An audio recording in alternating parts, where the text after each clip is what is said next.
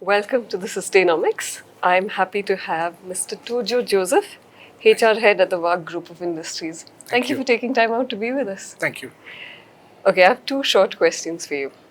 How do you embed sustainability across your manufacturing verticals right now?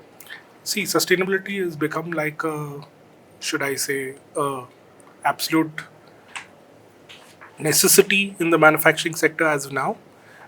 In the sector that we are in, which is primarily wood, uh, wood-based, metal-based, we don't have a choice but to look at sustainability across the raw materials that come into the factory, right? So factories.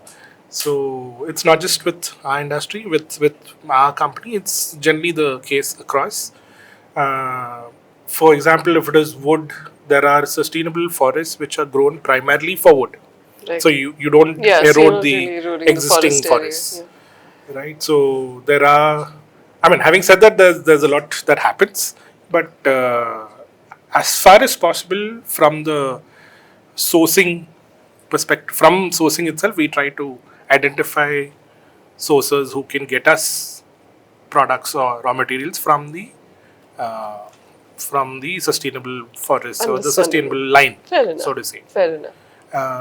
When it comes to metal, I mean, if the idea is also it's a lot cheaper, let's put it that way, to uh, procure these things directly from the source where the ore is extracted and converted into what we need, right? Into the metal that we require.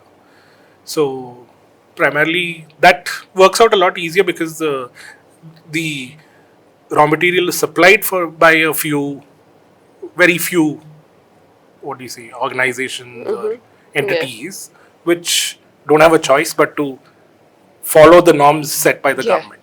So that's a lot easier.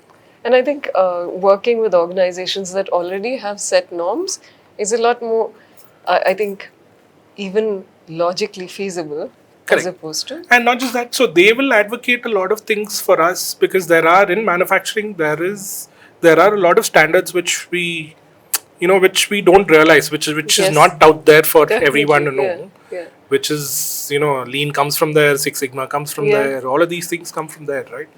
I'm telling this because I've been in IT for 20 years, so and you've just shifted. We've just shifted into. I've just shifted into manufacturing. So all these things, the source is manufacturing. Like all those Kaizen and all those standards that we use in the services sector comes from manufacturing. So a lot of it, should I say, is advocated. Is it easy to follow? It's not, because the scale is just so high. It's just the number of people and the number of processes that have to follow this is extremely high. So it's an ongoing process to set those standards and follow those. Now, you've transitioned from IT into the manufacturing thing. How do you keep a traditional industry, which is something you've now shifted into, people-centric? See, I would say it is in a way people-centric and not as well. For example, my organization, we don't have issues with union, which is I think the single biggest thing that HR people face. Especially, I don't think anyone in IT even knows about it. Like it's called, they call it IR. Right? They forget it as IR. I mean, when I was in college, we had IR and we didn't know what that was, right?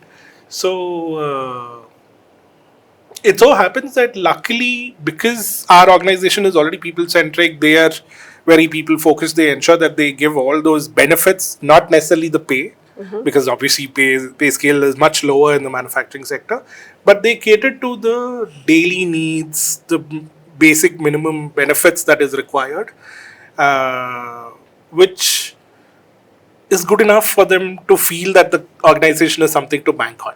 Right? So they have that, and I feel even though the organization is so huge, it's almost 10,000 people, each and every person knows the chairman by face, by name, by by the family.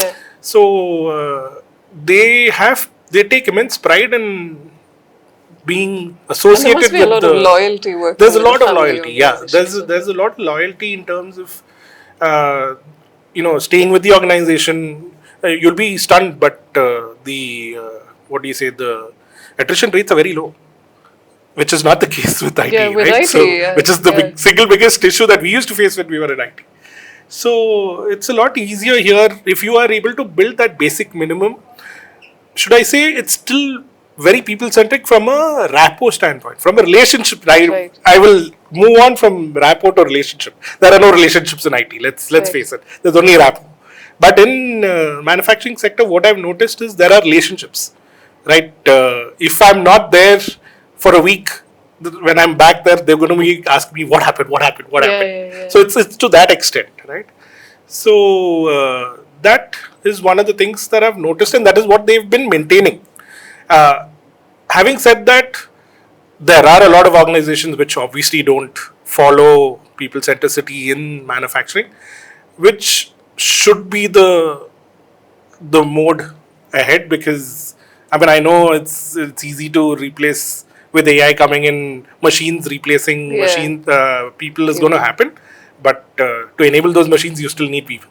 To Definitely. get those systems in place you still need Yeah, people, yeah. right? So I think that's the way forward. Like for example, I can give you one uh, small example, two illustrations that I know. One, everyone thinks that manufacturing is a 6-day working schedule, right? What they've done is they've actually got the go ahead from the government, from the Karnataka government, to increase the number of hours to two by another 2 hours on weekdays. So you still 2-day get weekend. those Saturdays working days, and they made it 5-day week. Excellent. So I mean that's a simple thing. I mean Yeah. you're still So getting your your working number of hours are hours, which is very important in manufacturing, and you're also on the other side the workers them, also getting their Saturdays off. The other thing that I personally have been able to implement from a people centric perspective is there was nothing called roles and responsibilities. There was nothing called goals. You know, all these things were like fancy terms that which was like Yeah. a regular thing in IT, IT, right? yeah. In manufacturing, these are like really fancy terms. So what I did is I think I kind of was able to start it from scratch, where I wrote down each of the roles. Obviously, I had the help of everyone. Otherwise, I wouldn't be able to do it because I'm new to the sector. But with the help of everyone, and that's immense help. It's not. It's, should I say, they're not going to gain anything out of it. They're not looking for even, what do you say, appreciation or Which is very different recognition, from the IT which is very sector, different right? from IT. Yeah.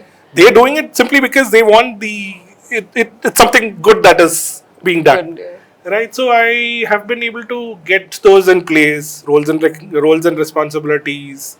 I mean, simple. They didn't have a appraisal cycle at all. And now they do. So having said that, they had a decrease once every 6 months, which was to do with Yeah. because it's so close to Bangalore, and Bangalore factories pay a lot more, and Mysore Yeah. doesn't. Yeah. So they were pressured to keep up with Bangalore pricing, Bangalore Exactly. salaries. So so they used to do that, but not for everyone. Right, so it was getting only for the systems in performers. place would have Yeah, been so quite what I did is crucial. I kind of put like an appraisal Yeah. cycle in place, made it 1 year. So in a way, the company also has benefit, and the people also understand that okay, you know what, it's not like it's not going to Yeah. happen every 6 months. It's a huge culture shift. I mean, I'm on the start of that And I think journey. it's going Let's to be see an how it interesting goes. journey as well. Yeah, so the reason why I even stepped into manufacturing is because I kind of applied in one of those really huge manufacturing units, which is very close to Bangalore, and they told me that they won't even look at HR from IT. I was like, I'm going to make you look at me. And that is Yeah, why this I is how it took works. up this opportunity at a smaller scale manufacturing unit.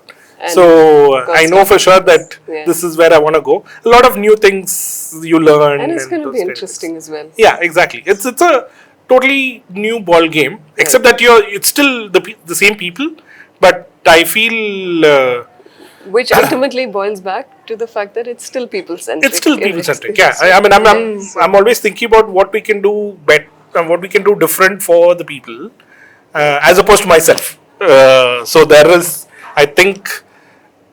I think our jobs are a lot more secure in manufacturing unit, so I don't have to worry about my Definitely, jobs yeah. as such.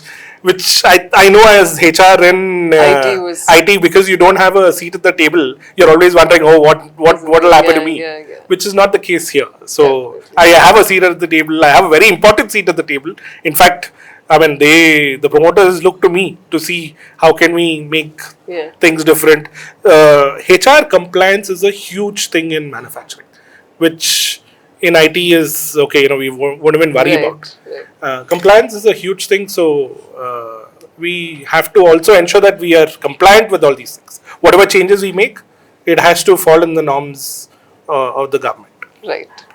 Thank you so much for your time and all the best for your continued journey with people. Thank you. Thank you. Yeah. Thanks. Thanks.